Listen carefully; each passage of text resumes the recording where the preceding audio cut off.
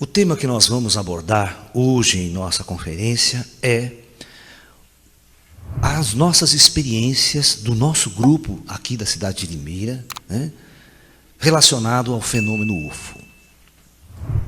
As nossas experiências, elas foram muito interessantes. Eu vou tentar contar para vocês um resumo, né, do que aconteceu conosco, dos avistamentos que nós tivemos, da presença extraterrestre ao nosso lado.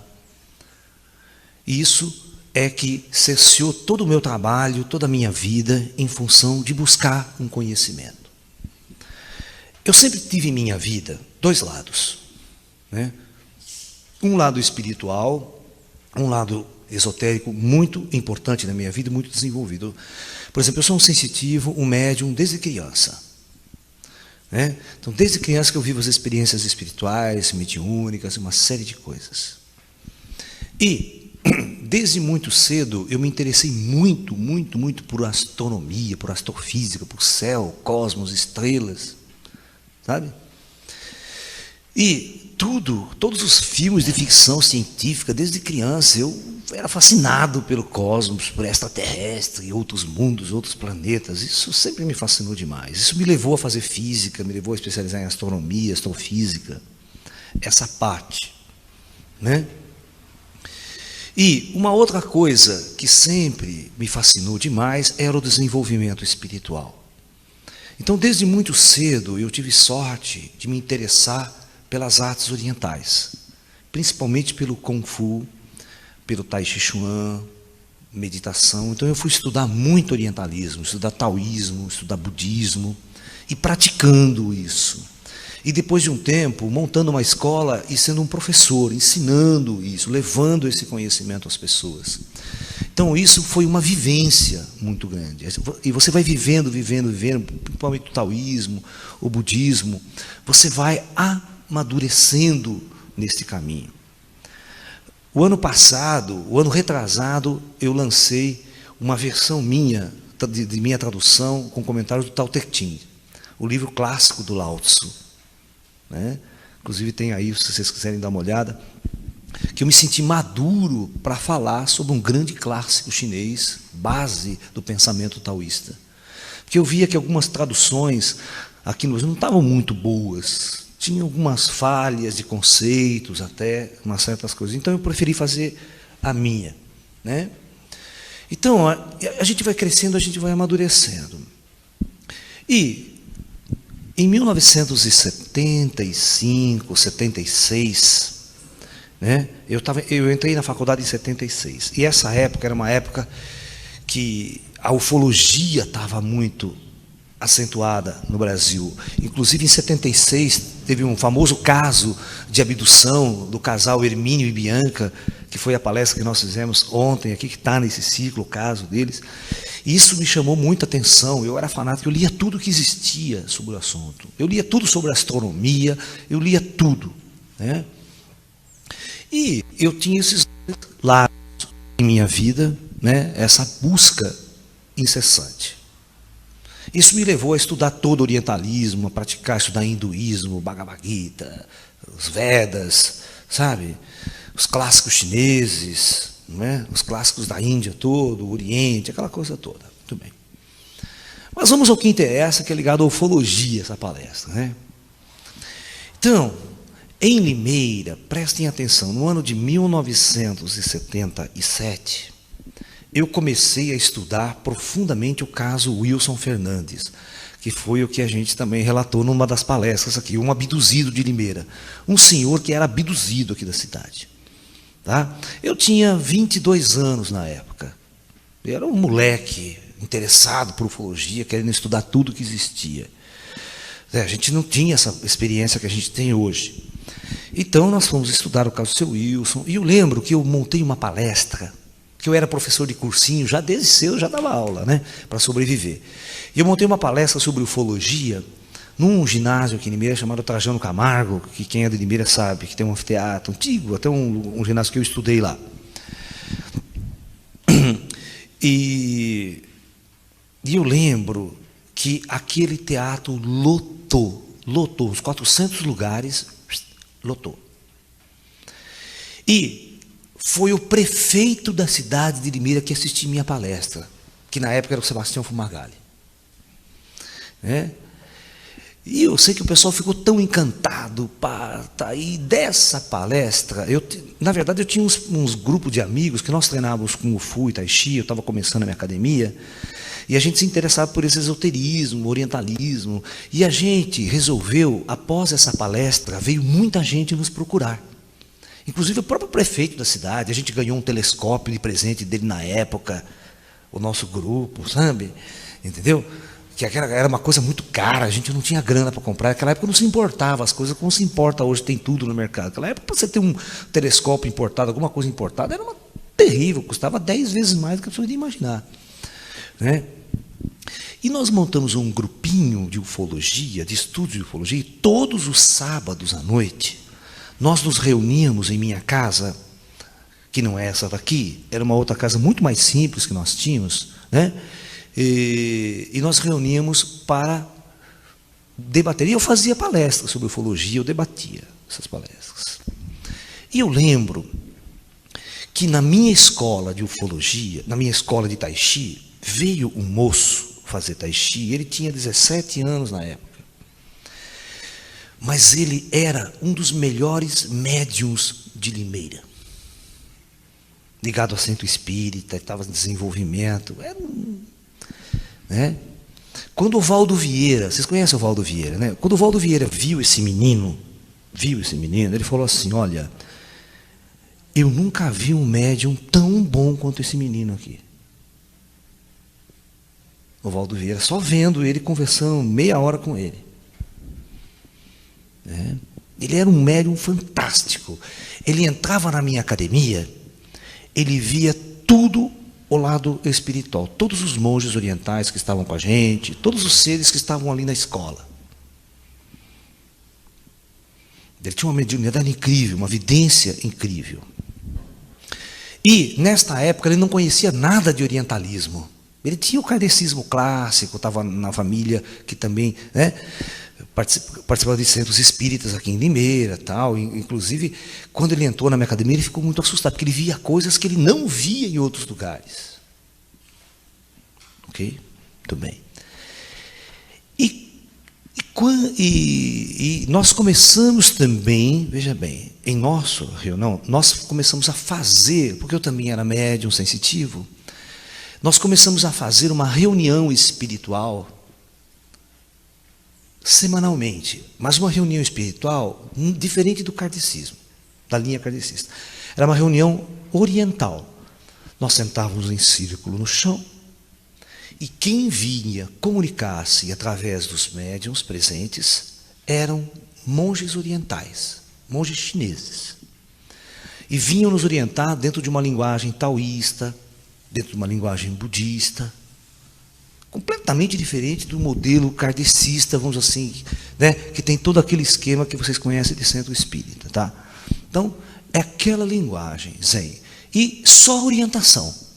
Era só perguntas e respostas. Só perguntas e respostas. Não era trabalho de cura, não era trabalho de desobsessão, nada disso. Era sentar e fazer perguntas de sua vida, de seu interior para o mestre. Esse era o trabalho. E, paralelamente a isso, nós tínhamos todo um trabalho de ufologia. Estudávamos ufologia e nós saíamos em grupo fazer vigílias noturnas.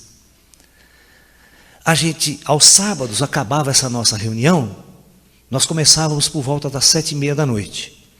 Quando eram umas 10 horas, a gente terminava a palestra, o bate-papo, e porque ia muita gente, às vezes ia umas 20, 30 pessoas.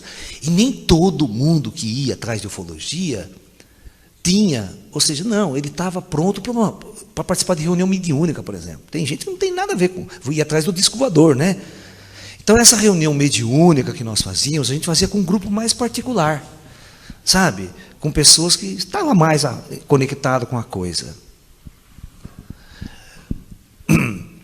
Ok? E vocês vão perceber que, à medida que nós fazíamos essas reuniões, os sensitivos não só detectavam ali conosco os chineses, os espíritos orientais, Mas começavam a aparecer pequenininhos, começaram a aparecer cara alto, 2,20 m de altura, participando, ali só observando. Certo? Então, quando foi? Numa reunião de 1983, em maio, no mês de maio, nós acabamos uma reunião, né? Acabamos esse encontro de sábado à noite, e estava um céu muito estrelado, e aquele dia nós não tínhamos marcado vigília ufológica, nós não tínhamos marcado. Tá? Porque quando a gente marcava vigília, vinha gente de Campinas, de fora, que eu estava no campo, tinha um grupo de gente de Campinas já, da faculdade e tal, aquela coisa toda. Mas nesse dia não. Nós resolvemos, estava um céu tão bonito, eu falei para as pessoas, pessoal, vamos dar uma volta naquele lugar que a gente costuma se reunir? Vamos lá, passear um pouquinho, olhar o céu, mas sem compromisso. Vamos, tá? E não era dia de, porque dia de vigília, nós não levávamos criança com a gente, ia só aquele pessoal mais cabeça, que a gente julgava que eram pessoas mais preparadas para estar num trabalho desse tipo. Naquele dia não, estava o seu João, a mulher dele, a filha dele de 13 anos de idade. Só sei que nós juntamos 13 pessoas em 3 carros, eram umas 10 horas da noite, e saímos aqui da rua Carlos Gomes, quem conhece Limeira, é onde está o shopping aqui, bem do lado do shopping, onde era minha casinha, eu morava ali. Saímos, fizemos a curva e descemos essa rotatória aqui, que tem o Sempre Vale, e fomos lá embaixo até o anel viário, que a gente chama. No entanto, em 83, só existia o Amparo ali, e já tinha o Jardim Florença já ali, começando as casas ali, e depois não tinha mais nada lá para cima. Lá para cima era tudo mato, mato, mato. Inclusive a subida, que a gente chama aqui em Limeira, da Barroca Funda, onde tem o aeroporto, sofre, vai para o aeroporto, lá em cima, hoje tem um jardim, já é muito grande, hoje está tudo povoado lá com bairros. Mas não tinha nada, ali acabava a cidade. Tá? Esse anel viário ele fazia fronteira entre cidade e mato, praticamente.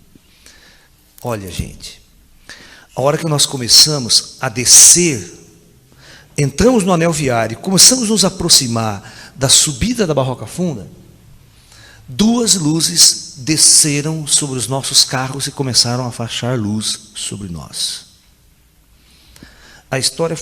A coisa foi mais ou menos assim. Então nós estávamos em 3 carros, né? Vamos imaginar aqui, né? Nós estávamos em 3 carros, indo para o anel viário, certo? Eu estava nesse carro do meio aqui, ó. Ok? Eu não estava dirigindo, porque eu não tinha carro, eu estava no carona. Ok? E 2 luzes, uma de cada lado. Uma deste lado de cá, né? Se eu desenhar a estrada assim, né? Uma luz estava do lado de cá e outra do lado de cá. Mas elas não eram maiores, do que um carro. Ela tinha forma meio discoide, tá? Mas era praticamente do tamanho de um carro. Essas 2 luzes, né? Então elas estavam aqui sobre nós e davam uns fachos de luz. Elas piscavam, davam parada, andava, depois davam outras fachadas. E ali no anel viário eu já olhei para cima, eu já percebi, falei, puxa vida, né? Olha que tá essas luzes em cima da gente aí, né? Eu lembro que nós estávamos nesse anel, aí a gente tinha que fazer uma curva aqui para subir essa coisa da Barroca Funda. Daqui para cima era estrada de terra. Daqui para cima não tinha mais asfalto, era uma estrada de terra. Eu lembro que nós andamos, mais assim, mais ou menos 1 quilômetro, mais ou menos. Era tudo pomar de laranja aqui do lado, e aqui tinha uma estradinha que saía para o aeroporto. Aqui era o aeroporto, que só descia teco-tecos, os aviãozinhos vagabundos, né? Tal. E aqui, do lado do aeroporto, tinha um grande descampado. Um grande descampasto, muito grande aqui, que estava sendo preparado para fazer um bairro. As ruas já estavam abertas. Mas aquilo ficou parado durante, 5, 8 anos. Só abriram e ficou parado lá. A prefeitura, não sei se embargou, o que aconteceu na época. Eu sei que estava parado. E era aqui que a gente vinha a fazer nossas vigílias, que era um lugar aberto, descampado, vazio, o céu, se via tudo, e limpo, né? Eu falei, e nós estávamos indo lá. Mas, de repente, quando chegou nessa curva aqui, a luz ficou tão forte que eu falei, para o carro, parei, desci do carro, todo mundo desceu do carro, e essa luz veio, uma que estava aqui, desse lado, passou para o outro lado da estrada, e ficou as duas no céu, assim, mais ou menos uns 100 metros de distância da gente, e elas brincavam com a gente. Elas faziam assim, ó, elas ficavam aqui, uma ao lado da outra. E de repente, flutuando, de repente essa daqui fazia o seguinte, ela vinha, passava para o lado de cá. Aí daqui, essa vinha, passava para o lado de cá. Aí, essa daqui brincava, essa ia por cima, voltava, parava, ficava assim. Né? Um ponto, assim, uma luz, que você percebia que tinha uma forma discórdia, não dava para perceber muito o formato do objeto, só se via a luz dele. Nesse meio inteirinho, nós estávamos com mais dois, nós estávamos com esse sensitivo, que eu falei para vocês, muito bom, né? Tá? Que ele era muito conhecido nosso, ele se chamava Gilson Bastelli, uma pessoa muito conhecida aqui em Limeira, que morou anos nos Estados Unidos. Infelizmente, o ano passado ele faleceu, lá nos Estados Unidos, muito jovem. E uma outra sensitiva, chamada Margarida Vaz. Não sei porque ela não veio hoje aqui, que a gente brincava que ela chamava de Marga Louca. Né? E ela fazia parte do nosso grupo, treinava tai chi, tá? Ela e a irmã, e ela era uma médium também muito boa. De repente, nós olhando aquela luz no céu, e eu vejo na estrada mais para frente, assim, uns 100 metros, uma luzinha começando a mexer no chão, na altura do chão. Não deu outra, eu fiquei doido e falei, vocês ficam aí que eu vou lá. E fui de encontro com essa luz. E quando eu cheguei mais próximo da luz, a luz, sabe o que ela fez, cara? Vocês não têm noção, ela entrou no chão, sumiu no chão. Era uma bola pequena de luz, não era a nave, era uma bola pequena de luz, sumiu no chão. Depois dá para a gente explicar mais ou menos o que era aquele treco lá. Mas, quando eu volto, aquela luz sumiu, eu vou voltar para o grupo, que está tudo parado na estrada ali, vem essa Margarida, ela vem até mim, assim, correndo. Quando ela chega até mim, ela para, vidrada, mediunizada, totalmente mediunizada, e falando numa língua completamente estranha. Ela não falava uma língua conhecida. Era... E ela... Eu, esquisito, né? Aí eu chamei o Gilson, falei, Gilson, vem cá, faz favor. Que o Gilson falava inglês, conhecia um pouco de alemão, ele era professor estava estudando línguas, né? Chegou, ela falou conosco novamente, nós, entendi uma só palavra. Aí eu cheguei assim para ela e falei assim, o que você quer falar para nós? Para ela, né, falar melhor assim a coisa, né? Aí ela falava assim, presta atenção, ela falava assim, Yulan. Aí apontava as duas luzes no céu, Yulan. Aí eu falei, então você está dentro daquela nave, usando o corpo dela para falar com a gente? Ela falou assim, Eu falei, olha que legal, mantemos um contato. Aí, olha, a luz física do céu e um fenômeno mediúnico acontecendo, tipo um fenômeno de comunicação. Aí eu perguntei para ela, você não acha melhor a gente ir mais lá para aquele descampado, porque aqui a estrada vai passar carro, alguma coisa, e vai atrapalhar, né? Ela fez assim, e no momento que ela fez assim, ela voltou. Ela saiu daquele transe esquisito, ficou assim, mas o que aconteceu? O que aconteceu lá? O que está acontecendo? Onde eu estou? O que é aquilo lá no céu? E as luzes? Cadê as luzes? Ela completamente, ela apagou completamente. Ela apagou. E aí nós entramos no carro de novo para a gente ir neste lugar aqui, que era um lugarzinho descampado, que a gente podia ficar mais tranquilo. E não deu outra. Assim que a gente entrou no carro, as duas luzes foram atrás. Foram atrás seguindo a gente. A gente parou o carro de novo, né? Pulamos uma cerca que tinha aqui, andamos 200 metros, E a luz veio e parou mais perto da gente, as duas. Falei, gente, é hoje que nós vamos fazer abduzido. Tinha uma menina de 13 anos de idade, a mãe, a filha, gente que não estava acostumada a ir para o mato com a gente. Nós sentamos em círculo, né? Usamos as pernas, como a gente fazia nossas reuniões normalmente, ali tranquilo, sentados, e ficamos ali. Deu mais ou menos uns 3 a 4 minutos,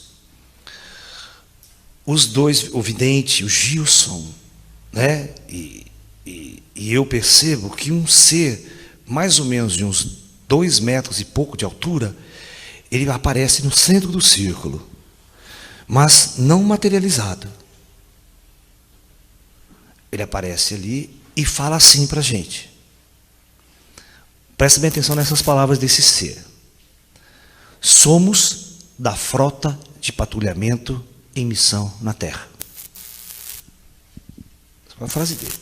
Somos da frota de patrulhamento em missão na Terra. Se vossas vontades forem maior do que vossas curiosidades, talvez algo mais aconteça para vocês. Vocês vão permanecer sentados aqui durante mais 21 minutos. Ele deu até o número, 21 eu lembro.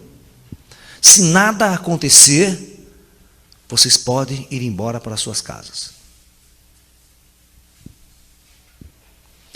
E nós ficamos ali. Gente, mas começou a pintar uma energia tão estranha. As pessoas começaram a chorar.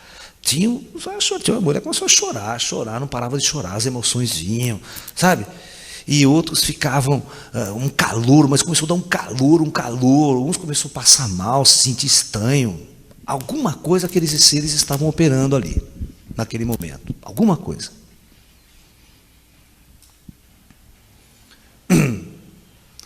Eu só sei que passou 21 minutos, passou o tempo, eu olhei para o pessoal e falei, gente, está na hora de nós ir embora. O ser pediu para a gente ir embora. Nós não vamos ficar aqui. Vamos seguir as instruções corretamente, tá? Então, a gente desfez a corrente. Quando a gente desfez essa corrente, essas 2 luzes, elas facharam mais forte e saíram numa velocidade estonteante que instantaneamente desapareceu no céu. Um olhava para a cara do outro.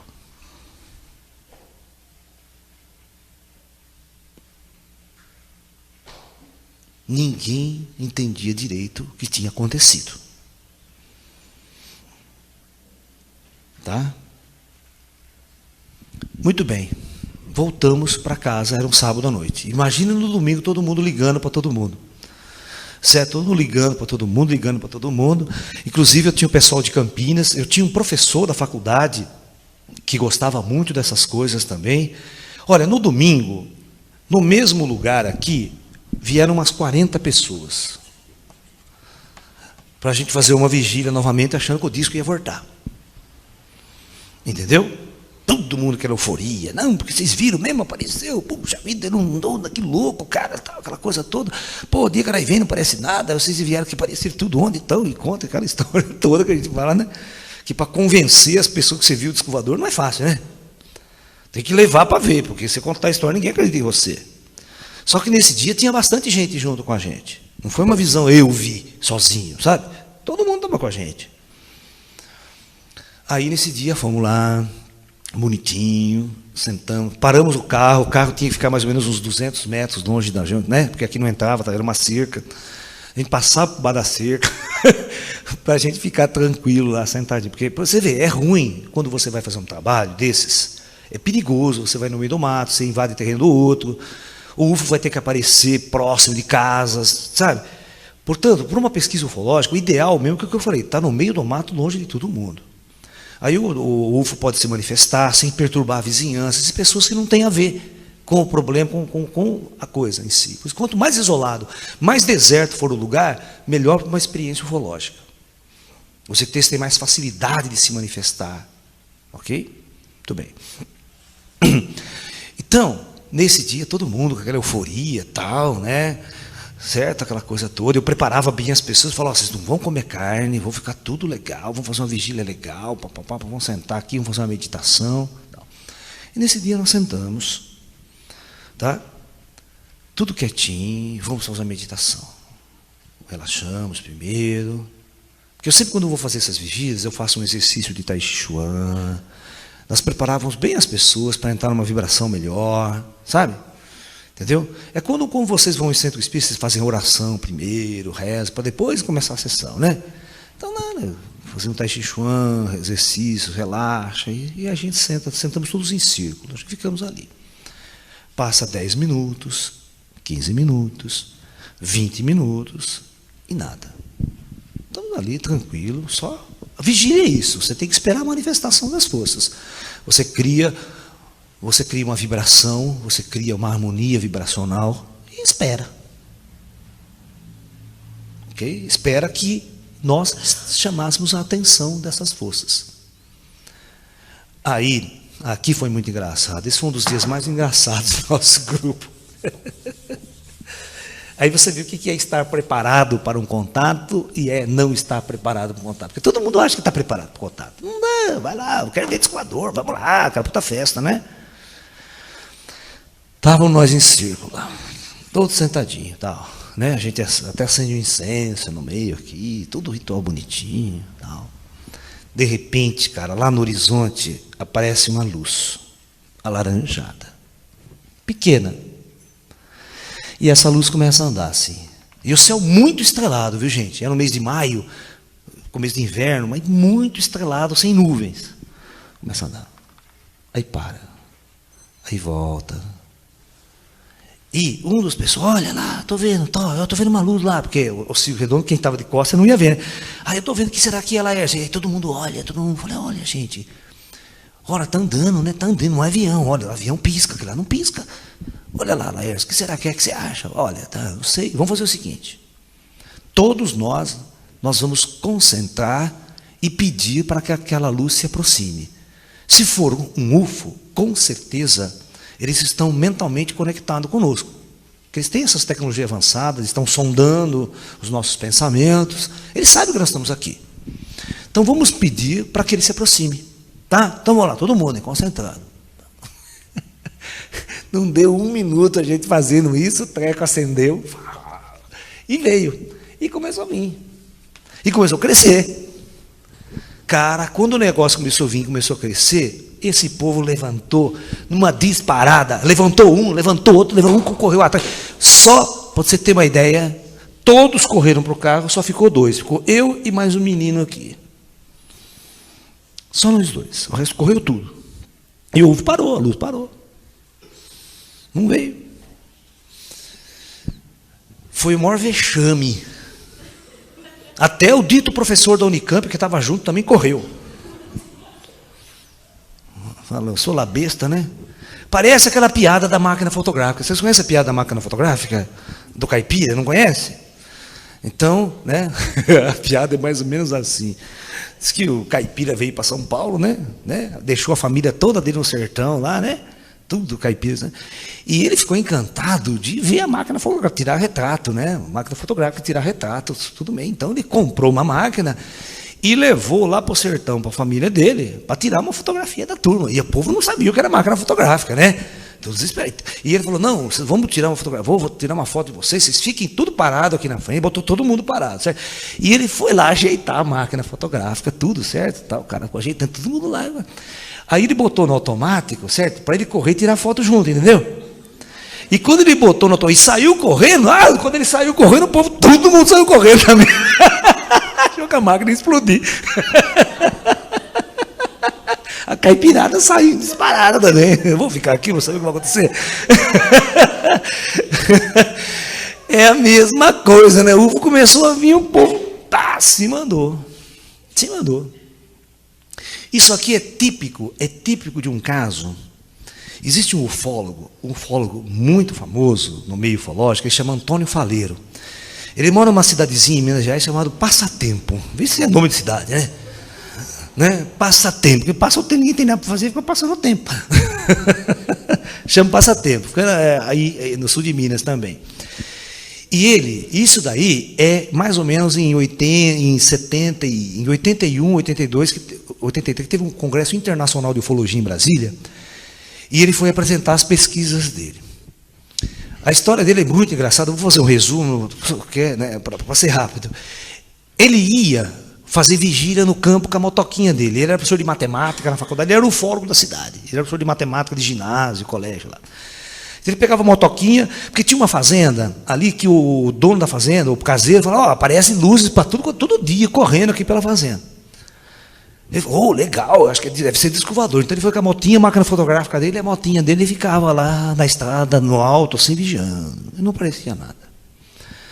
O dia que ele não ia, as luzes andavam para tudo quanto é lado lá. O caseiro, você não veio ontem estava cheio de luz aqui. E ele ficava puto da vida, porque o dia que ele ia, nada. Sabe o que ele fez? Ele pediu licença para o dono da fazenda. A fazenda era cheia de pedra, sabe? Cheia daquelas pedronas grandes. Ele pegou tinta branca e pichou as pedras. Bem-vindo, extraterrestres. E somos de paz. E tal. E pichou a fazenda inteira, cara. E ia lá fazer a vigília, ficava com a lanterninha dele lá, e nada do disco voador aparecer. Ele falou, pô, o ZT. E eu disse que ele não ia, o disco voador. Parece que não queria contato com ele. O dia que ele resolveu fazer o seguinte, ele fez uma placa na cidade, ele falou que ele fez uma placa de uns 3 metros de altura, daquela chapa, e escreveu assim, bem-vindos extraterrestres. E meteu essa placa no meio do pasto, enorme lá. Ele falou, quero ver o ZT, não vi agora. Aí ele botou essa placa num final de semana, e um dia à noite, dava 7 horas da noite, ele pegava a motoquinha e ia lá para fazer a vigília. Nesse dia, ele vai contar o seguinte, depois que ele botou essa placa grande, aí a mesma coisa, apareceu uma luz lá nas montanhas distantes andando. Ele falou, epa, olha lá, não é avião. E ele lembrou que ele esqueceu a lanterna dele, para dar sinal de luz para a coisa lá, né? Ele falou assim, mas eu estou com a motoca. Então ele virou o farol da motoca para a luz e piscou 3 vezes. Tchac, tchac, tchac. Ah, não deu outra. A luz respondeu 3 vezes. Ele falou, opa, tem alguma coisa. Vou piscar 5 vezes. Ele piscou 5 vezes, a luz respondeu 5 vezes. Falou, mas não é possível. Agora eu vou piscar 7 vezes. Ele piscou 7 vezes, a luz piscou 7 vezes. Ele estava no alto, não era nada no chão. Aí ele falou o seguinte, né? Ele saiu na frente da motoca dele assim, e fez assim. Símbolo de paz, assim, né? Quando ele fez isso, a luz simplesmente acendeu e veio. E veio crescendo. Quando ele percebeu a luz crescer, ele, desesperado, montou na motoca dele e pau para quem tem. Certo? Aquele desespero de ver aquele negócio vir em cima dele. E não dava outra. A luz começou a vir. Era uma nave de uns 30 metros, cara. E começou a meter aquela luz em cima dele na estrada. E ele desesperado. E quando ele chegou no canto da cidade, tinha um posto de gasolina. A hora que ele foi chegando no posto, a luz deu flash, deu blackout no posto de gasolina inteiro. Apagou toda a luz. E ele entrou no posto de gasolina, entrou na lanchonete, ficou lá, parei a luz. E deu um flash dentro do posto de gasolina. E a nave depois saiu e foi embora. Eu falei, cagão, né? Fique lá, você provocou, não provocou o ET? Mexeu com ele, provocou e não teve peito. Então, ufologia tem esse caso. Nesse dia aconteceu típico com a gente. Aí o que eu fiz? Eu fiquei meio puto da vida e falei, não vou levar esse povo a fazer vigília comigo. Não. Aí o que aconteceu? Aí durante a semana, eu peguei, foi eu, o Gilson, a Margarida, só nós 3. Falamos, vamos só nós. Quero ver o que vai acontecer agora. Pelo menos nós não vamos correr.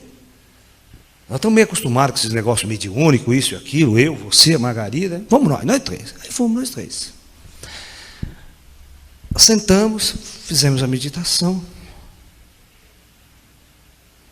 15 minutos de meditação, vem uma nave muito grande, semi-adensada, mas ela era toda brilhante, bem comprida, tinha uns 100 metros, um negócio grande. Parou em cima da gente. Falei, olha, hoje ou abduz nós, alguma coisa acontece. Assim que a nave parou, aquela mesma Margarida que falou a língua estranha, ela estava assim, depois de repente ela fez assim, ó, ela ficava com os olhos estatelados assim, ó. E começou novamente a falar na mesma língua estranha daquele primeiro dia. E blá, blá, blá, blá, blá, blá, blá, como se estivesse recitando um poema. E blá, blá, blá, e nós não entendíamos nada. Mas nesse dia, o mais interessante, que ela falou todo esse discurso na língua estranha, e de repente ela para e fala assim, como vai, professor? Você está bem? Em português, alto e claro, através dela. Ela falou assim, você está vendo como é a mente humana? Foi só eu falar na minha língua e eu não sou compreendida.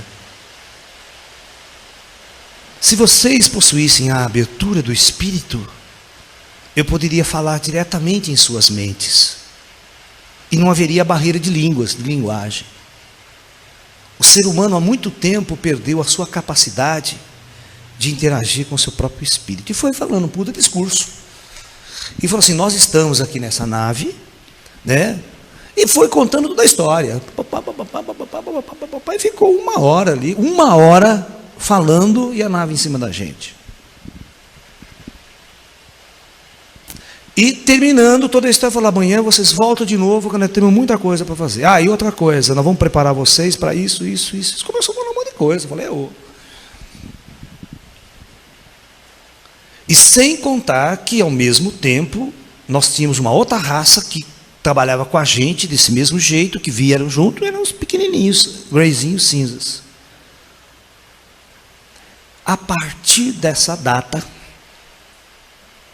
começaram a acontecer um trabalho constante desses seres, com o Gilson, com a Margarida, comigo e com mais algumas pessoas. E isso dependia muito da abertura psíquica, da mediunidade, da sensitividade de cada um.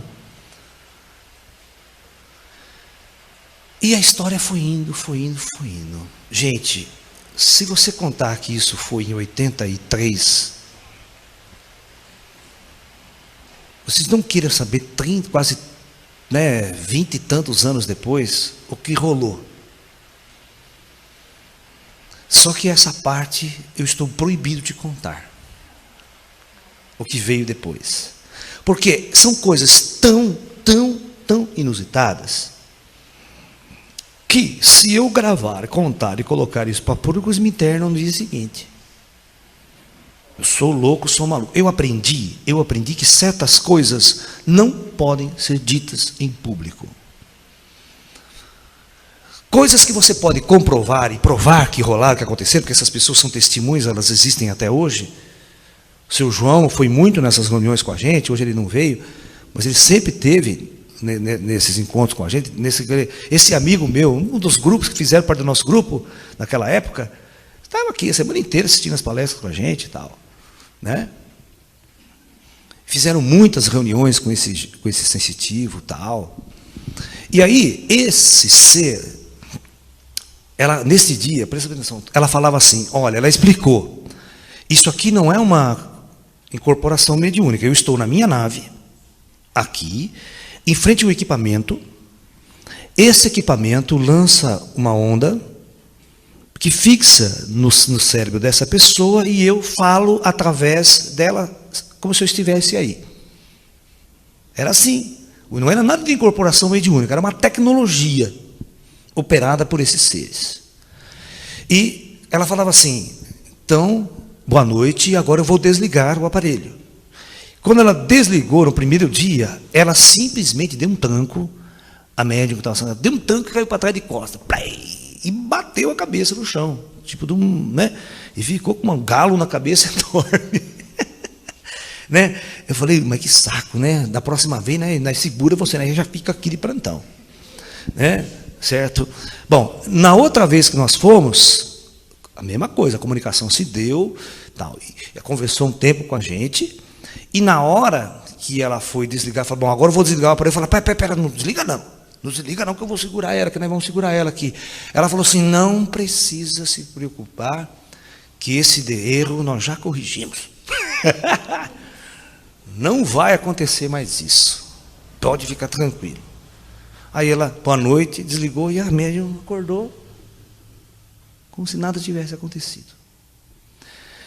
Mas o importante desse caso, o mais importante é, existia um contato psíquico e, ao mesmo tempo, existia o objeto lá.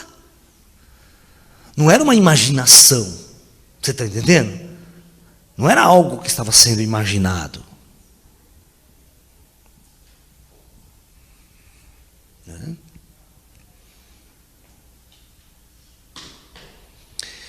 E é óbvio que esse sensitivo, é óbvio, eu não tenho autorização para falar todas as coisas sobre a vida de uma outra pessoa. Mas esse sensitivo que faleceu o ano passado nos Estados Unidos, ele trabalhou, essa época ele trabalhou muito tempo com a gente. Aí ele foi embora para os Estados Unidos e ficou mais ou menos uns 15 anos lá, nunca mais voltou. Se ele voltava, ficava um fim de semana, uma semana e ia embora. Então nós nunca mais fizemos trabalhos conjuntos, mas naquela época, ele passou por experiências muito profundas com os seres extraterrestres. Tá? E esse profundo, você sabe até onde vai. É materialmente, fisicamente. E nós convivíamos juntos. A minha experiência, eu ainda não estou autorizado a falar. Porque, como eu sou uma pessoa pública, eu tenho feito trabalhos muito, certo? Você já pensou, a televisão vem atrás de mim essa semana, a televisão, eu fiquei na televisão aqui da Limeira o tempo todo falando sobre, certo? Já pensou se eu chego para a TV e falo, não, eu tive um contato, eu fui abduzido, tal. Imagina o que a TV vai fazer com você. Você vira motivo de chacota, você vira motivo disso, mal interpretação, porque são pessoas que não estão acompanhando todo o desenvolvimento do seu trabalho, toda a trajetória da coisa em si. Então, eu resolvi, de uma época para cá, fechar a boca mesmo. E colocar que o mais importante é o crescimento espiritual e o treinamento interior, não é histórias, não é a minha vida que vai fazer. Tudo isso foi um aprendizado para mim. Tudo isso foi um trabalho muito importante na minha vida. E eu fui preparado por esses seres para falar. Inclusive, né, aí vinha a turma toda, certo? Vinha toda essa raça de 2,5 metros de altura, 2,20 metros, cada vez via um conversar diferente com a gente. Ah, esse aqui tal, esse aqui tal, esse é o nosso comandante. Aí vinham os pequeninos, eles trabalhavam tudo junto. Essa foi minha experiência. Eles vinham juntos, conversar junto. O pequenininho olhava, falava assim, oh, esse grandão aí, enchia o saco do grandão, porque ele era muito alto, o outro era pequeno.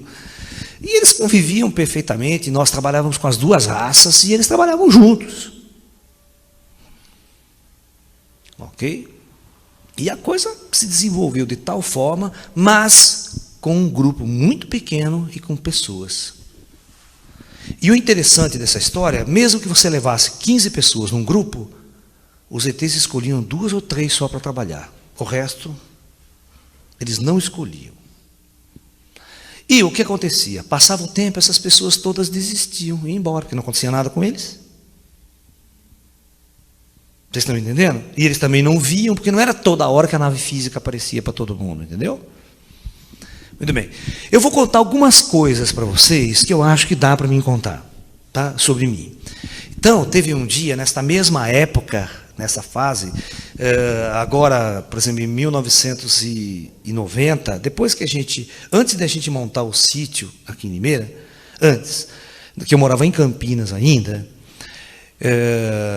eu vinha para Limeira para passar o fim de semana, esse grupo já tinha se dissolvido, tal, essa fase tinha passado, mas eu ia para o campo assim, 2, 3 pessoas, esse nosso amigo já tinha ido para os Estados Unidos também, né? Então, teve um dia que fui eu, tá?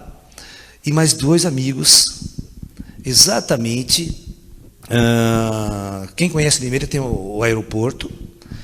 Aí quando você vai indo do lado do aeroporto, naquela época, tinha duas estradas, abria, uma entrava à esquerda e outra ia embora para Santa Bárbara. Agora mudou tudo, agora tudo é bairro ali, não tem nada. Então, nós pegávamos a esquerda e íamos embora e chegava lá. Chegava assim, tinha uma região que era assim, a estrada estava aqui, atrás de nós tinha um pomar de laranja e à frente era um canavial muito grande. E ele descia a montanha e ia embora no vale, assim. Então você ficava ali, você via toda a região, ok? Era um lugar bom de vigília e tal. E eu lembro que neste dia a cana estava dessa altura, assim, ok? Do chão.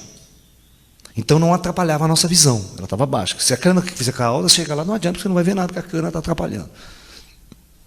E tem aqueles corredor, né, que a gente chama aqueles corredor, aquelas estradinhas que tem dentro do canavial. Então, de 100 em 100 metros, eles fazem um corredor desse para o caminhão entrar e colher a cana. Então a gente parou o carro ali na estrada e entramos no canavial. Tá? A coisa era mais ou menos assim.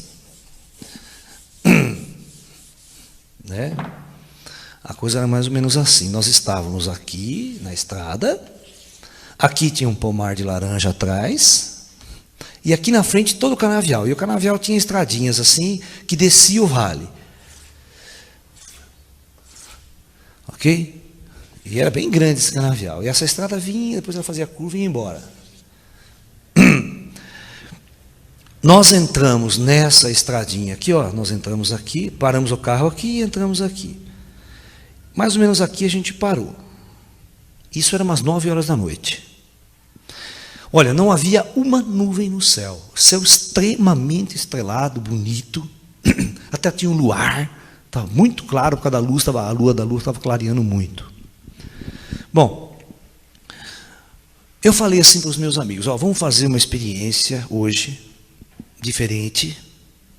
Você vai ficar aqui, nesse lugar, e você aqui, e eu vou ficar aqui no meio, sozinho. Eu quero ficar sozinho, eu preciso ficar sozinho. Ah, tá bom, então vamos, não tem problema.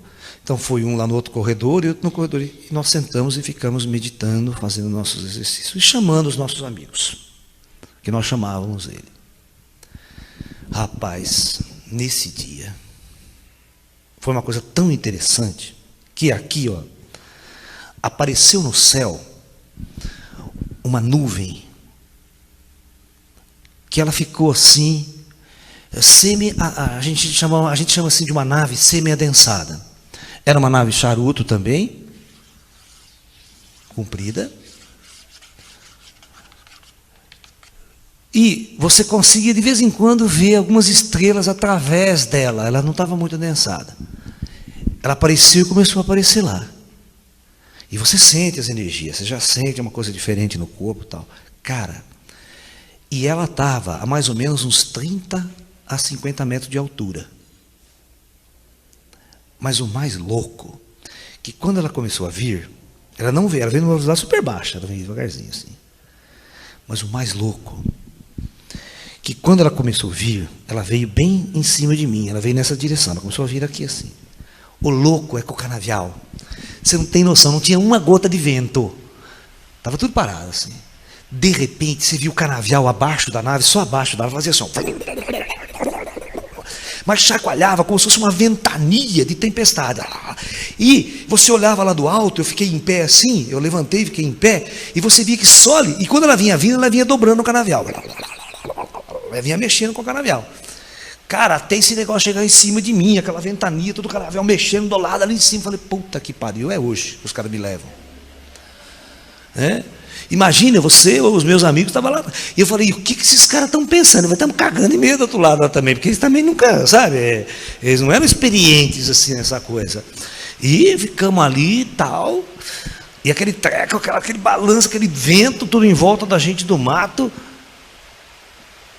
E aí parou, e começou ainda aquela ventania.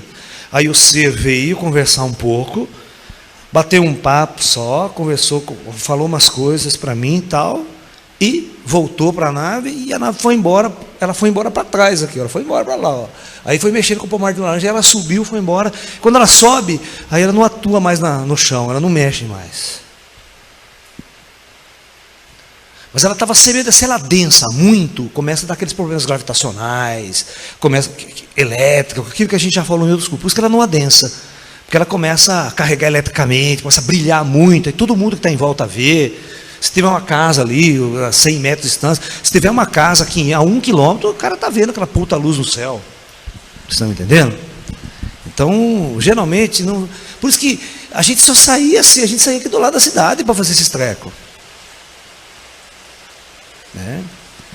Só que acontece o seguinte, eu só vou, esses seres, como eu falei no filme, quando eu documentei aqui a palestra sobre o Intruders, sobre o filme Intruders, que os ETs não precisam de disco voador para abduzir uma pessoa.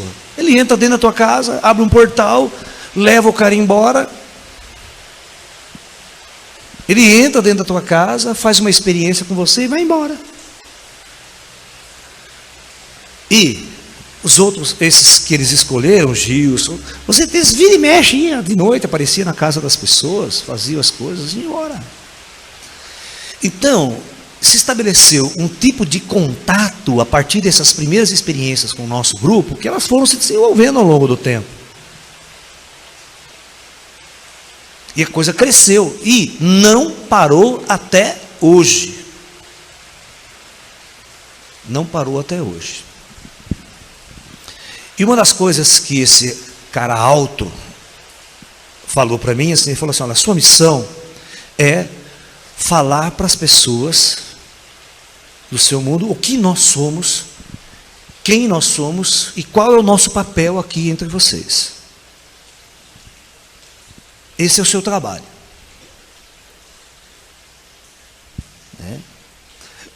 E um dia, e quando esse ser um dia falou isso para mim, eu falei assim para ele, mas puxa vida, né, vocês poderiam, né, dar alguma coisa concreta para mim levar e mostrar para as pessoas, né? Porque ninguém vai acreditar em mim. Quem é que vai acreditar em mim? Né? Ou seja, eu falei assim para ele, vocês poderiam dar alguma coisa concreta para eu provar que vocês existem, que, né, essas experiências estavam acontecendo. Aí veio o outro que é, vamos supor, o chefe dos caras lá, ele se aproximou e falou assim, você realmente confia em nós? Eu falei assim, claro que eu confio. Então é somente isso de concreto que você vai levar de nós. Eu falei, e aí ele completou e disse o seguinte para mim, aonde você estiver falando sobre nós, nós vamos estar ao seu lado. Ele falou isso nesse dia, tá? Eu falei, tá bom, beleza.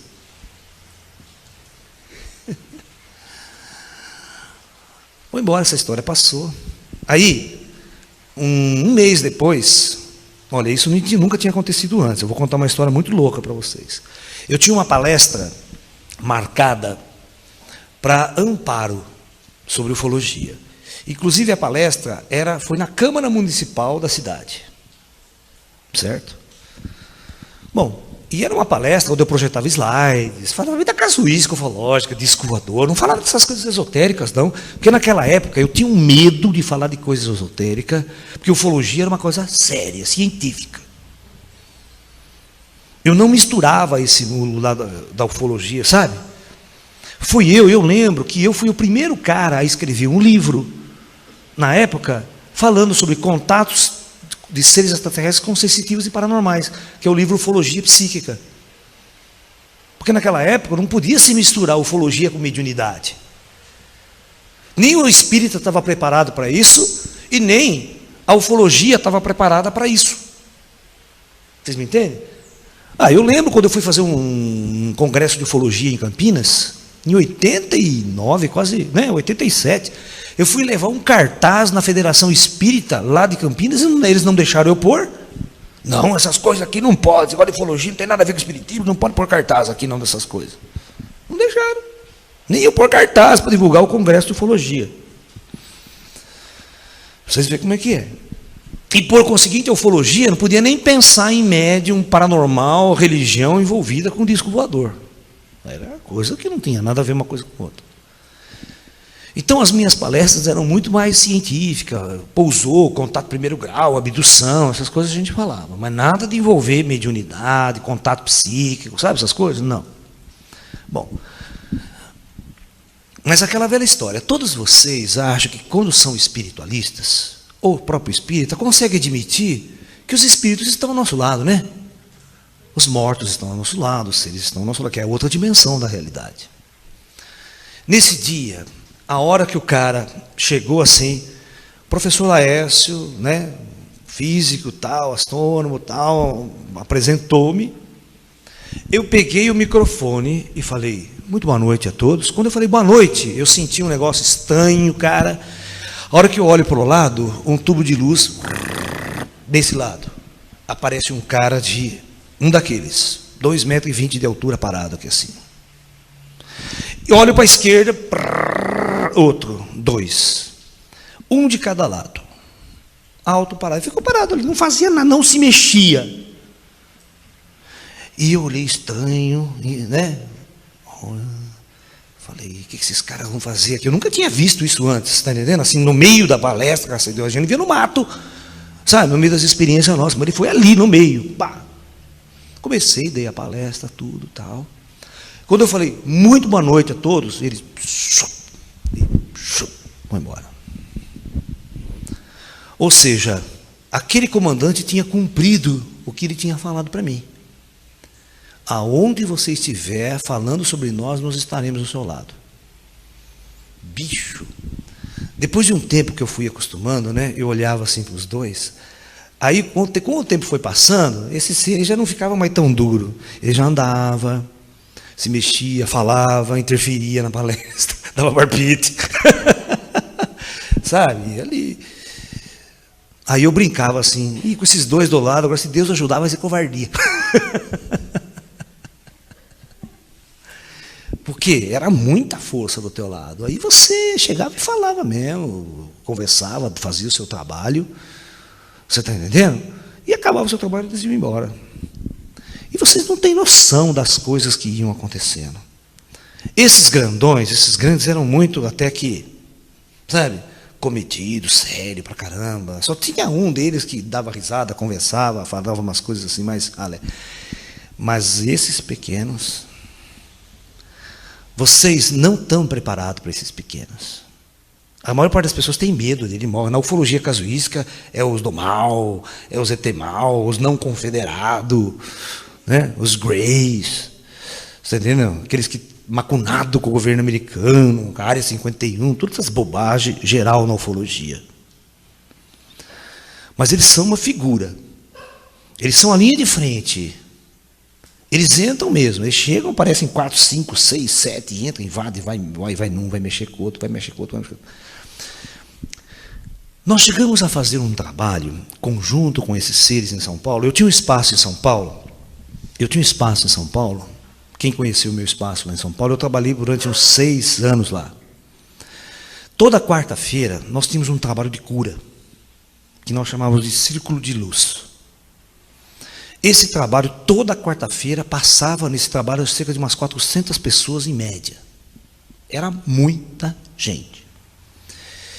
E, orientado por esses seres altos e pelos seres pequenos, é que a gente fazia esse trabalho de cura. Nós colocávamos 12 cadeiras em círculo, um spot de luz assim, e um grupo ficava fazendo energização em volta, as pessoas todas vestidas, nós chamamos de círculo de luz. E no centro desse círculo, esses grandes desciam com o equipamento deles e ficavam ali operando. Eles faziam as curas. E era rápido. Era 3 minutos, 4 minutos, cada grupo saía, vinha outro. E as máquinas que eles operavam eram fantásticas.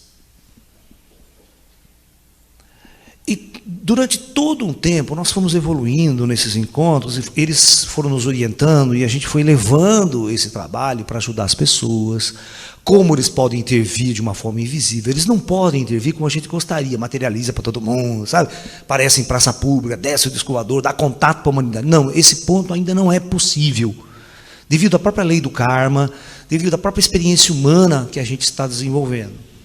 No entanto, de forma invisível e de forma sutil, esses seres intervêm, esses seres ajudam as pessoas, Esses seres curam as pessoas, como qualquer espírito pode intervir e alterar a vida de vocês e ajudar na vida de vocês.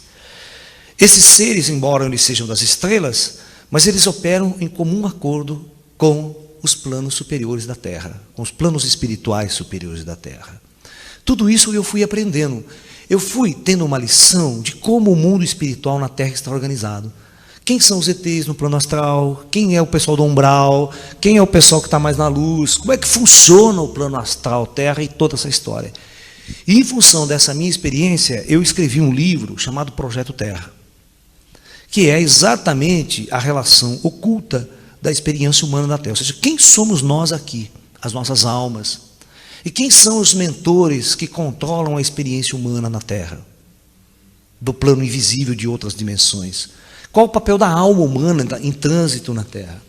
Então, reunindo tudo isso, fica muito mais fácil você entender quem são os ETs, quem somos nós e qual a nossa verdadeira experiência na Terra.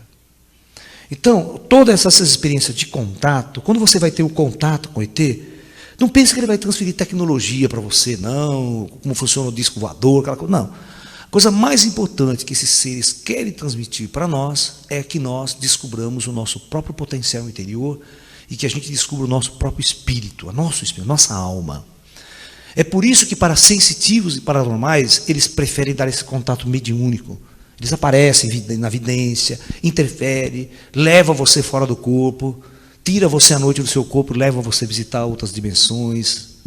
E quando é preciso, se for preciso, ele leva você fisicamente. Dentro de uma nave, tem um contato. Mas isso é meio raro, porque ele não é muito preciso. Para um sensitivo e um paranormal, é mais importante desenvolver o lado espiritual do que o lado material da coisa. Só para as pessoas muito céticas, muito densas, muito materialistas, que elas precisam ver o disco voador material ali, para dar um suporte à sua crença. Tá? Mas o que nós estamos aprendendo? Nós estamos aprendendo que o extraterrestre, na verdade, ele é um ser que opera multidimensionalmente. Ele é um ser com uma tecnologia tão avançada, tá, que ele opera tanto no plano da matéria, quanto nos planos superiores, que a gente chama de planos espirituais. E aí vem a velha pergunta, de onde eles vêm então? De que planeta eles vêm? Né? Imagine você perguntar para um espírito, vamos supor que um espírito aqui da Terra vai viajar pelas estrelas, chega num outro planeta, materializa lá. E o cara de lá pergunta, de que planeta você veio? Na verdade, quando você está no plano espiritual, fora da matéria, você morreu, você não vive mais subalterno a planetas. Você é um ser mais cósmico. Você percebe que a sua morada é o universo. Você não nasceu, não foi originado num planeta. Por isso, nesse projeto Terra, o primeiro capítulo se chama A Origem Cósmica do Homem. Ou seja, de onde a nossa alma veio. Nós podemos estar de passagem aqui na Terra, né? Nós viemos a primeira vez e vai ter um dia que eu não vou encarnar mais aqui. E onde vai estar o meu espírito, a minha alma, a minha consciência após isso? Então, analisando tudo isso, os ETs sabem, na verdade, eu descobri uma coisa. Os ETs, quando ele vai dar um contato para você, ele puxa a sua ficha. Quando ele puxa a sua ficha de todas as suas encarnações passadas. Ele não é um alienígena que está chegando aqui agora, ele não sabe quem você é, e vai simplesmente abduzir você para fazer uma experiência. Ele sabe tudo sobre você, ele sabe até quem são seus mentores espirituais, que são responsáveis pela sua encarnação na Terra. Antes dele dar um contato para você, eles consultam esses mentores e pedem permissão aos mentores para ver se não vai atrapalhar a sua jornada kármica na Terra. Se for atrapalhar, você nunca vai ter um contato com o ET. Porque existe uma trajetória kármica de cada um de nós na Terra. Mas se você está no ponto da sua jornada espiritual na Terra, onde os seus próprios mentores, e isso às vezes acontece antes de você encarnar, o plano superior prepara você em vida para ter um contato com o extraterrestre. É aquela velha história, né? Se você conversar com o Gasparetto, por exemplo, com o Chico Xavier, por exemplo, o Gasparetto sempre falava, antes de eu encarnar, os pintores já me treinavam para fazer esse trabalho aqui.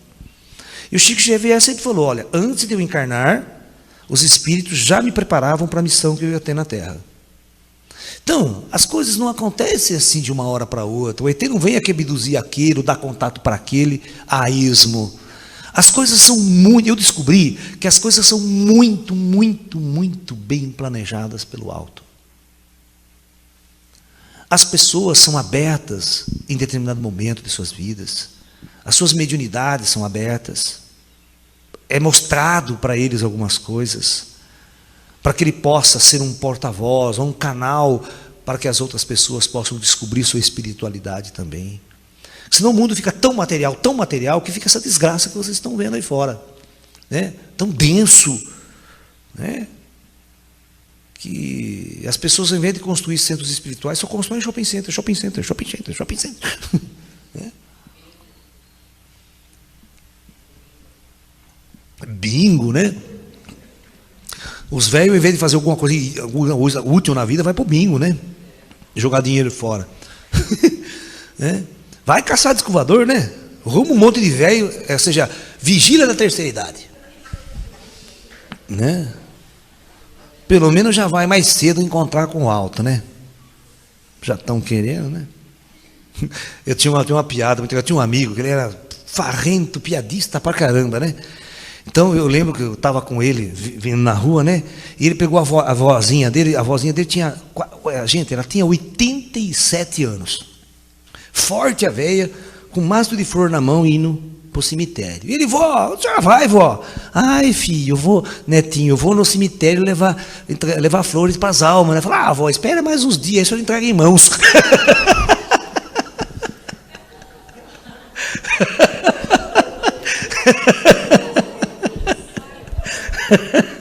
Já tá, logo vai mesmo.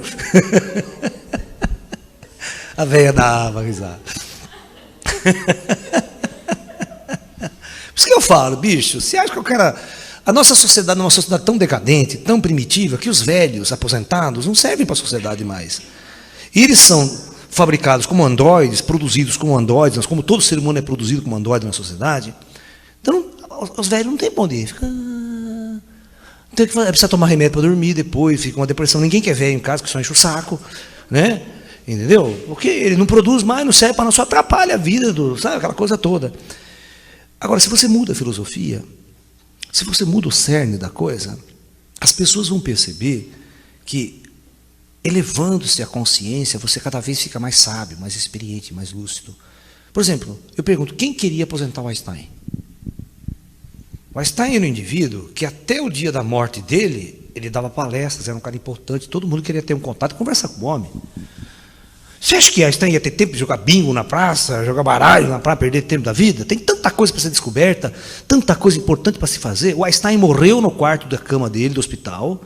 Ele morreu com um caderno na mão, fazendo equações. Sabia disso? Ele deu o último suspiro, a enfermeira, ele estava com a plancheta escrevendo equações na mão. Ele estava assim, morreu assim. Então, quando a gente percebe tanta coisa para descobrir, tantas inteligências, você pode ser um indivíduo útil, você pode estar descobrindo as coisas e levando para a humanidade essa descoberta. E a ufologia, os seres extraterrestres, é a última fronteira da Terra. O dia que a humanidade abrir essa porta para valer, vocês não vão conhecer mais a humanidade antes e depois. Tá? O dia que a humanidade tiver o grande contato com as estrelas, nós vamos conhecer no futuro duas eras, antes dos ETs e depois dos ETs. Hoje vocês conhecem, né? Antes de Cristo e depois de Cristo, né? Até o calendário nosso tem um marco, né? Para grande parte da humanidade. Claro que não é todo mundo, né? Mas você sabia que menos de 1/3 da humanidade comemora o ano novo do dia 1º de janeiro, né? A maior parte do planeta não comemora, segue um outro calendário, outro sistema. Então, nós devemos entender que os planos espirituais estão profundamente conectados conosco. E nós temos que pensar num extraterrestre conectado com essas dimensões maiores. Quando eu construí esse projeto Terra, eu aprendi com eles a seguinte situação. Como eu sou um astrônomo, A gente sabe que tem um monte de galáxias, o universo é muito grande, muito grande. Na Terra, o planeta Terra, ele é um projeto muito bem elaborado pelo alto, né? Onde você tem a superfície da Terra, as pessoas que estão aqui encarnadas, e você tem todas as dimensões maiores, que eu dividi em 4 para facilitar, né? Eu chamei isso aqui de umbral, onde, no caso do planeta Terra, que é um projeto kármico, nós temos praticamente que 80% das almas planetárias que estão encarnadas e as que estão no plano astral estão nesse nível. Porque o plano físico da Terra é chamado de umbral também. Todo mundo está aqui, está no umbral, está nas trevas. Não se lembra de nada, não sabe o que está fazendo aqui, né? Então o cara morre com essa mesma consciência material, sem saber o que está vendo, ele morre e vem aqui, continua com essa mesma ignorância aqui, vivendo numa sociedade, no mundo espiritual, mas como se fosse aqui. Aqui, o plano que eu vou chamar de penumbral, ou seja, um pouquinho, é a penumbra, nem tanto luz, nem tanto trevas. O cara já começa a acordar. Esse plano maior eu chamo de plano da luz, e esse eu chamo do plano dos ascensionados. Ou seja, o que é um ascensionado? Quem estuda a fraternidade branca, o pessoal sabe que é um ascensionado, é aquele indivíduo que passou por várias encarnações na Terra, foi ascensionando até, foi para o plano da luz, até que chega um dia que o seu comando kármico, o seu comando espiritual, diz, olha, não é mais necessário você voltar para a superfície. Essa foi a sua última encarnação, você está pronto para sair da matéria. Então ele é chamado de um ascensionado. Ele vai operar nessa dimensão.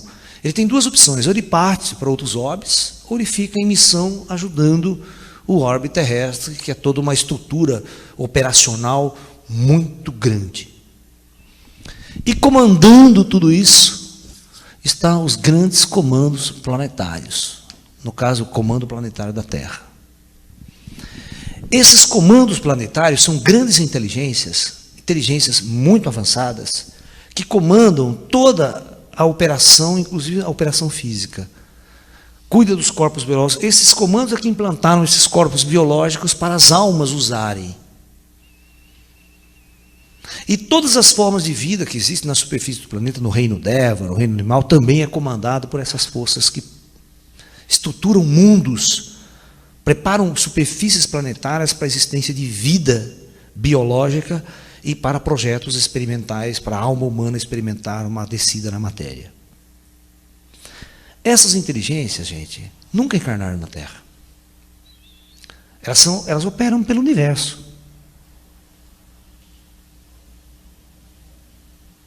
Se elas nunca encarnaram, elas são o quê? Extraterrestres. Quando eu falo sobre capela, né, eu tenho até um DVD, uma palestra chamada Exilados de Capela. Se você pensa num outro planeta, num planeta X, está lá a superfície, está lá os ETs do planeta X, né? E também vai ter, como os projetos planetários são sempre mais ou menos da mesma linhagem, porque você tem que pensar que o universo tem essas outras dimensões, né? Você vai ter o comando planetário, né, do planeta X. E aqui o cara encarnado, né?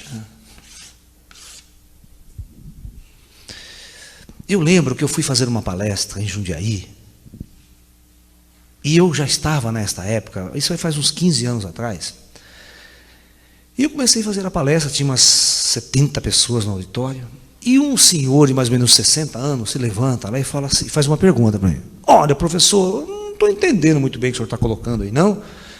Para mim, o senhor está confundindo ET com espírito. Ele falou assim para mim. Olha, eu sou kardecista há mais de 40 anos, né?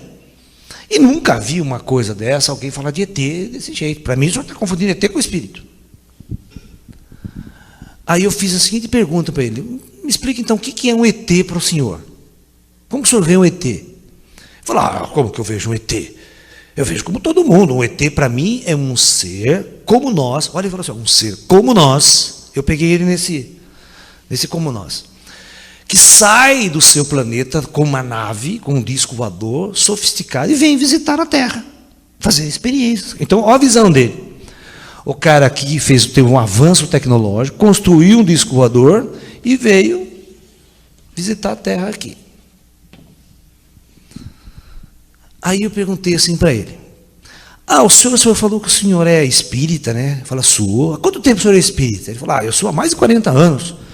Então quer dizer que o senhor frequenta centro espírita toda semana? Toda semana. Então quer dizer que o senhor acredita em vida após a morte? Acredito. E o senhor conversa com o espírito toda semana? Converso com o espírito toda semana. Muito bem, muito bem. E o senhor falou, né? Então o senhor acredita em vida após a morte? Claro que eu acredito. Sou espírita. Mas o senhor falou uma coisa muito interessante. O senhor falou que o ET é um ser como nós. Se ele é um ser como nós, eu vou fazer a seguinte pergunta para o senhor: quando o ET morre, ele vai para onde? Aí ele teve que admitir o quê? Que quando ele morre, ele tem que ir por aí, um plano espiritual do planeta dele, não tem? Certo? Aí eu fui brincando. Fui mostrando que o nosso astral é assim. Aí eu fiz a seguinte pergunta para ele: você acha que esses seres aqui podem ser os burros da história, não sabendo o que está acontecendo, que estão na superfície encarnados em leis densas? Mas será que esses dois comandos já não estão conversando há muito tempo? É só nós que estamos nas trevas aqui, perdidos, sem saber de onde viemos, nem para onde vamos? Na verdade, nós temos que ampliar a nossa consciência para entender o que é a vida nessas outras dimensões e quais são as grandes inteligências que realmente governam esse universo.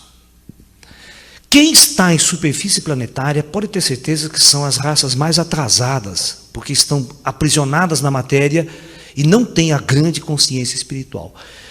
Por isso que eu falo, quando essas raças avançam, não existe no universo, é bobagem, alguém que avance fisicamente sem avançar espiritualmente, porque a lei da física não permite, a lei da matéria não permite, porque quem controla as encarnações aqui? Quem controla? Gente, para haver uma descoberta científica de peso, o comando astral tem que encarnar a alma certa, na hora certa, no lugar certo, e dar abertura para ela fazer descoberta, porque ninguém descobre as coisas ao acaso. Por isso que o Einstein sempre tem aquela frase: olha, eu penso pra cacete e nada descubro. Quando eu deixo de pensar, então a verdade me é revelada. A verdade é mas revelada por quem? A grande sabedoria já existe, ela está aqui, ela só é revelada. Ninguém inventa nada na Terra, ninguém descobre nada na Terra. Todos nós na Terra somos canais das inteligências superiores. Quando uma grande descoberta científica precisa acontecer na Terra, quem libera isso é o pessoal de cima. Então não vai haver um avanço altamente tecnológico sem avanço espiritual, porque o astral não vai permitir. Ele não vai permitir que essa raça saia daqui e venha fazer cagada em outro planeta. Não existe guerra nas estrelas, gente. Esse filme babaca do americano não existe, ninguém está guerrando nas estrelas. Porque todo mundo sabe que quando morre, vem para o plano espiritual. Não adianta matar ninguém que já está morto. Esses caras estão mortos, eles não vão ficar brigando, eles não têm a matéria. Então eu fui aprendendo com eles o que realmente eles são. Toda a minha experiência de contato com esses seres foi para mim aprender o que eles são na verdade, e o que eles querem de nós. Na verdade, eles não são extraterrestres, eles são os grandes comandos superiores do Projeto Terra. Não são alienígenas que estão chegando aqui agora para fazer pesquisa com a humanidade. Eles são seres responsáveis por nossa existência na Terra. Eles são os grandes projetistas desse corpo biológico. Por isso que de vez em quando eles podem abduzir a hora que quer. Esse corpo não é nosso. Pode ter certeza, vocês não têm nenhuma relação com esse corpo que vocês estão usando. Não tem. Nenhum de vocês. Vocês não sabem como ele funciona. Ele é altamente sofisticado, altamente avançado. Nem o cientista, nem o médico sabe como esse corpo funciona de verdade. Você é um usuário de uma alta tecnologia. Como vocês compram uma TV de plasma, põe na sua casa, liga só. E fica lá. Mas você não sabe como é que funciona. Se quebrar, ninguém conserta. Pode jogar no lixo. Se você não chamar um engenheiro, um especialista, não vai consertar. Porque nós somos usuários. Da mesma forma, nós somos usuários do corpo. E a maior parte maltrata o corpo, detona o corpo, né? Toma droga, toma bebida, toma só porcarias. Não tem uma relação harmônica com o corpo. E quando a gente morre, o corpo vai lá e apodrece. Você percebe que esse corpo não tem nada a ver com você. Ele não faz parte de você. Ele é uma roupa que você está usando. E uma roupa projetada por alta inteligência. Veja qual é a nossa posição na Terra. E esses seres que são responsáveis pelo projeto biológico do corpo humano, é eles que de vez em quando abduzem aqui, abduzem lá, e não dá contato. Eles só lá vai tirar a amostra daquilo. Eles são o pessoal da manutenção, né? Eu chamo o pessoal da patrulha, que fica sempre mantendo o sistema funcionando, organizando tal, e as coisas andando, né? Então, eu costumo pensar ET, eu aprendi com eles a pensar ET assim. Por isso, quando eu tive essa informação, eu comecei a construir, tentar imaginar como, através da física quântica, eu poderia criar uma teoria e provar matematicamente que existem essas outras dimensões. E que o espírito existe fora da matéria. E pior, eu teria que fazer uma coisa, eu teria que demonstrar que o espírito ele não necessita desse corpo biológico para existir. Ele é anterior ao corpo biológico. Ou seja, você vai destruir toda a lei darwinista da evolução. Porque a lei darwinista da evolução, ela diz o seguinte, que a inteligência, a emoção e o cérebro, ou seja, e a consciência é fruto de uma evolução biológica. Depois de 1 bilhão de anos, né, evolui para o ser humano, vem do macaco, e aí aparece a consciência e a inteligência num ser. Mas fruto de uma evolução biológica. Não, nós estamos falando completamente do contrário. É uma inteligência que já existe fora da matéria, que cria um cérebro, que cria um ser avançado, e a alma desce e vai usar esse corpo. Então, a consciência ela é anterior a qualquer desenvolvimento biológico. E é isso que o Amit Goswami está batendo na tecla, que alguns biologistas, com uma chamada teoria de pontuação, está dizendo que para você quebrar a famosa lei, né, o colapso da função de onda, quem é que decide? Quem é que decide como os elétrons vão operar? Aquela coisa toda. Tem que ter uma inteligência maior decidindo e tomando as decisões. E que o Amit vai chamar de inteligência cósmica ou consciência cósmica, e as religiões podem chamar de Deus, ou o que quiser. Mas existe sim uma inteligência fora da matéria. E nós estamos tentando conversar com isso usando a ciência, usando a física moderna, usando o que nós chamamos de física quântica e espiritualidade. É um trabalho que eu venho agora desenvolvendo há muito tempo em cima disso. Tá?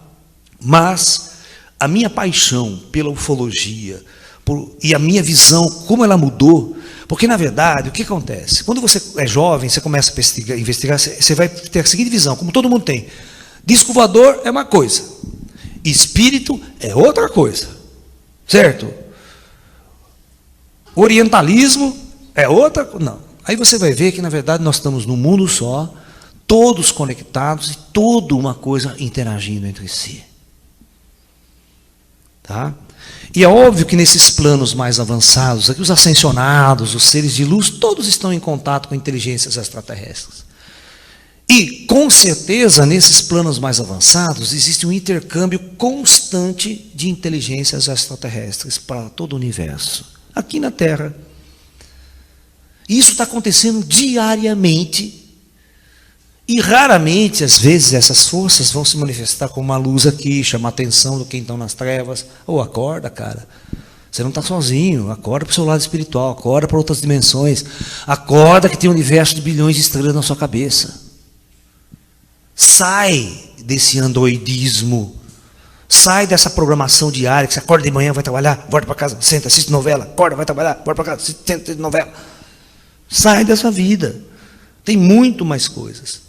Por isso que eu sou maluco, né? Porque enquanto a molecada e os jovens de 20 anos iam para as baladas, encher a cara de maconha, cerveja, o Laércio ia para as montanhas fazer vigília para caçar UFO.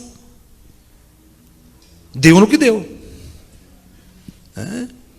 Então, essa é a grande diferença. É onde você investe a sua vida, a sua energia. Nós ficamos até as 4, 5 horas da manhã, mas fazendo vigília ufológica, não nas baladas bêbado, caindo nos pedaços, que eu vejo muita gente, aí vai para a balada bêbado, 5 horas da manhã, voltando para casa com a ressaca do cacete. Eu não fazia isso. Ok? Então talvez isso seja a grande diferença. Então o que eu quero deixar de resumo para vocês é que na nossa experiência de nosso grupo, nós passamos por fortes e profundas experiências de contato com esses seres extraterrestres, que fez com que ao longo do meu amadurecimento eu mudasse completamente toda a minha visão sobre quem são os seres extraterrestres, o que eles estão fazendo aqui na nossa terra e qual o verdadeiro papel desses seres aqui na terra. Nesse meu livro, Projeto Terra, e eu tenho uma coleção também em DVD, são 8 DVDs, quem quiser assistir, né? Você vai ver que um dos DVDs se chama A Presença Extraterrestre, mostrando que esses seres estão aqui desde a chegada do primeiro homem na Terra. A primeira alma humana, desde a época da Lemúria, da Atlântida. Eles que organizaram todo esse projeto de implantação da experiência humana na superfície terrestre. Ok? Então é mais ou menos isso. Eu agradeço a presença de todos e até um próximo encontro.